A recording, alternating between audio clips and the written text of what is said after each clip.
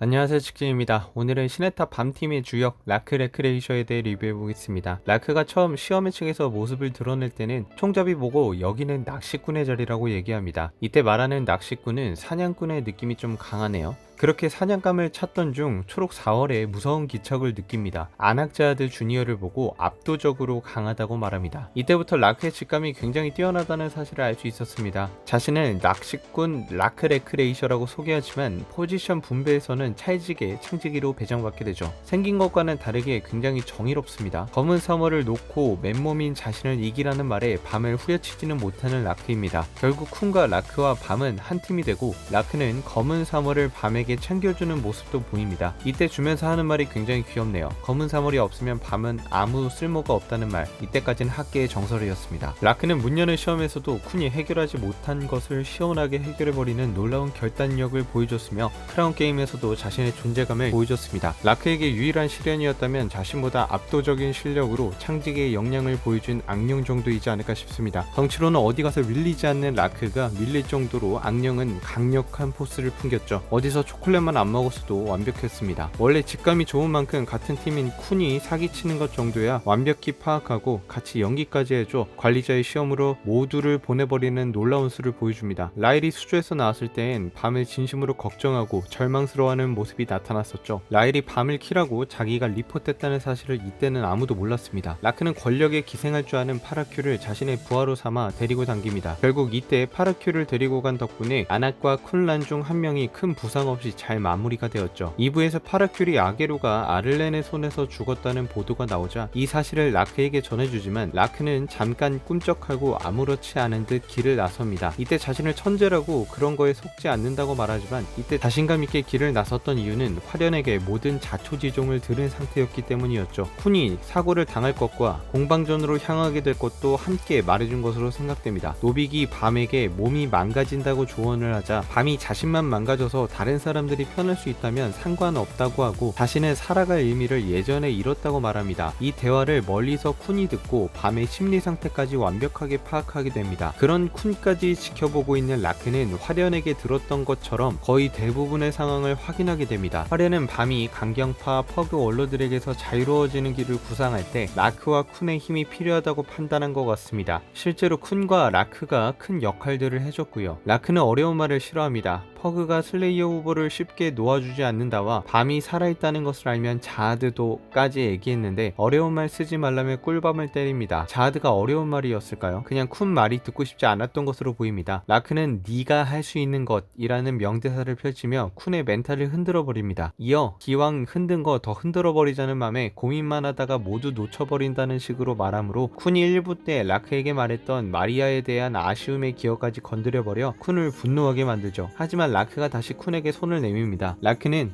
라쿤밤으로서 탑으로 올라갈 수 있는 것에 기뻐하는 친구였습니다. 1부에 길다면 길고 짧다면 짧은 그 시간들이 쿤 못지않게 라크에게도 소중한 시간이었던 것 같습니다. 사실 쿤은 밤을 다시 데려올 계획을 이미 어느 정도 가지고 있었습니다. 거기에 불을 지핀 것이 라크였죠. 팀 내에서 행동력 하나는 제일 지리는 게 라크입니다. 라크는 공방전에서도 자신의 거대함과 강함을 간지나게 보여줬고 베타에게도 크게 밀리지 않는 모습을 보여줬습니다. 결국 함께 리플레조를 물리치고 밤을 데려온 라크는 라텍스 베개를 버리고 밤의 간 쪽으로 머리를 눕습니다. 간의 압박이 심하게 왔는지 밤은 잠에서 깨고 잠시 행복함을 누립니다. 라크는 지옥열차 초반 분량이 별로 없었습니다. 쿤을 믿고 라일 처단을 맡겼지만 소득 없이 돌아온 쿤에게 분노하기도 했습니다. 라크는 강력한 사냥꾼답게 하진성과도 힘대결을 겨뤘으며 뇌단을 먹지 않는 란과 호각 이상인 카사노아도 당당하게 맞섰습니다. 두려워하지 않고 강자를 보면 오히려 흥미로워하는 라크의 모습들이 이어지다 보니 라크의 티어가 저절로 높아졌습니다. 당시 라크는 D급에서도 상위권에는 들지 않았을까 싶네요. 라크의 싸움은 네이먼트 정거장에서도 이루어지는데요. 조그만 거북이치곤 겁나 강력한 거북이인 이니에타와 영혼의 승부를 보게 되었습니다. 이니에타가 최강이라고 하니 자신도 최강이라고 말하는 라크의 간지는 대단했습니다. 하지만 화이트에게 처음에 처맞았던 밤처럼 아리의 검술의 실체를 직접 경험해보지 못했기에 당해버리고 맙니다. 검 자체가 신수처럼 공격이 가능하기에 라크는 감으로 피해보지만 공격 타이밍을 잴 수가 없었습니다. 있습니다. 이니에타는 라크에게 자신의 검을 막아낸 녀석은 둘뿐이라고 말하죠. 아마도 나머지 한 명은 카이저로 보입니다. 이때 이와와 홍다나가 나타나 남자의 승부를 방해하게 되고, 다나가 최강의 검사 가문인 것을 알아채고 자신의 검을 사용해보라고 건네주자 라크는 압축을 풀고 더 진지하게 상대하게 됩니다. 물론 이니에타가 이기긴 했지만 이니에타도 피를 흘리고 있는 것으로 보아 몇 번의 유효탄을 날린 듯합니다. 이니에타가 자신의 부하로 삼고 싶을 정도로 남자다움을 잘 보여준 것 같습니다. 네이먼트에서 밤 일행과 헤어진 라크는 뭐 하나 제대로 하는 게 없는데 우연찮게 괴물검에게 선택받은 다나가 또 칠칠맞게 흘린 거울 파편 덕에 숨겨진 층에 프리패스하게 되고, 넘치는 자기애로 인해 자신의 숙적을 레칼리쿠스랑 비슷한 느낌의 거대한 신에어로 생성시켰습니다. 자신이 최강이라고 하던 그 마인드였기에 숙적도 거의 최강종의 신에어로 부른 듯합니다. 다만 라크도 유한성을 스승으로 두므로 신수를 연구하다가 열등감에 돌을 씹어먹게 되고 네이티브 1의 잠재력을 개방하게 됩니다. 신수 성질을 찾아준 에드한 선생에게 네이티브 1이라는 자신의 출생떡밥을 듣게 되지만 정작 자신은 자신의 인생썰을 풀지 않으므로 독자들이 마음껏 추리하도록 냅둡니다. 2부 끝자락에서 라크가 말하길 자신은 탑 위에 강한 사냥감들이 많다는 이야기를 듣고 탑에 들어왔다고 말합니다. 탑에 들어오는 게 해돈이 선별하지 않으면 가능한 일이 아닌데요. 해돈이 뭔가 특별한 이유가 있어서 라크를 눈여겨보고 있다가 선별해서 올린 건 아닌가 싶습니다. 천층에게 공격당할 때도 사자천시로 공격한 화이트가 관심을 못 끌자 직접 창을 던지고 자기 여기 있다고 패기를 방출함으로 미션을 성공으로 이끄는 리더의 모습을 보여줍니다. 화이트 따위는 공중기동으로 사용하고요. 쿤이 라엘에게 당했을 때는 진정성 있게 슬퍼합니다. 아마 보이진 않았지만 눈물을 흘리고 있지 않을까 생각합니다. 마음을 다잡은 라크는 숨겨진 층에서 나오자마자 노란 죽은 깨를 사냥하러 출발하고 밤 또한 따라갑니다. 라크는 시원하게 라엘을 지옥으로 보내준다면서 압축을 풉니다. 바지가 다 찢어지면 19금이 되기에 상체만 다 찢어지는데요. 라크의 탄탄한 근육을 엿볼 수 있었습니다. 라크는 에반켈의 불길이의 불을 보고 어디선가 본 듯한 느낌이 든다고 말합니다. 에반켈의 고대종인 코끼리와 불이 무슨 상관인지는 모르겠지만 지금 라크의 생각을 보면 어렸을 때 불길이를 간접적으로나마 마주했던 것으로 보이지만 기억이 조각나 있다는 것을 알 수 있습니다. 과거의 조각을 기억해내고 갑자기 힘이 폭발하는 것을 보니 기억을 되찾을수록 힘이 커지는 신기한 특징을 보입니다. 단순히 공명을 했다고 볼 수도 있는데 기억 쪽으로 포커스를 잡은 건 같은 고대종인 케렐람을 경험했을 때는 이런 연출이 나오지 않았다는 점 때문입니다. 라크는 강해진 힘으로 레비를 아주 부셔버립니다. 레비는 D급에서도 거의 사치 페이커 마냥 강한 편인데 그런 레비를 가지고 놉니다. 물론 물음표 주술을 라크에게 1대1로 걸었다면 라크도 죽었겠지만 말이죠. 레비의 스킬은 솔직히 너무 사기적이긴 합니다. 라크는 푸틴식 협상 능력을 통해 호크니와 쿤을 지켜내고 이 이후로 호크니와는 사이가 각별해진 것으로 보입니다. 라크는 쿤 못지않게 밤에 멘탈치를 사했습니다. 하진성의 생사 확인이 안되고 적이 너무나도 강력한 군단장이기에 무력감을 느끼고 있는 밤의 멘탈을 개조시켜 에반켈에게 자진해서 수련을 받게 만듭니다. 쿤에게 바나나가 문제라고 솔루션을 줬던 때처럼 밤에게 최강의 사냥감이자 최강의 사냥꾼이라고 힘을 복돋아줍니다. 그리고 밤을 역사상 최초로 군단장을 사냥하기 위해 성장하는 선별인원으로 만들죠. 라크는 3부에서도 쿤, 밤과 함께 랭커들과의 전투를 통해 조금씩 강해졌습니다. 둠에게는 고대종의 능력을 통해 잠깐의 틈을 만들기도 하는데요. 루엘먼의 고대종 창을 보고는 갑자기 멍을 때리는 모습을 보여주기도 했습니다. 이때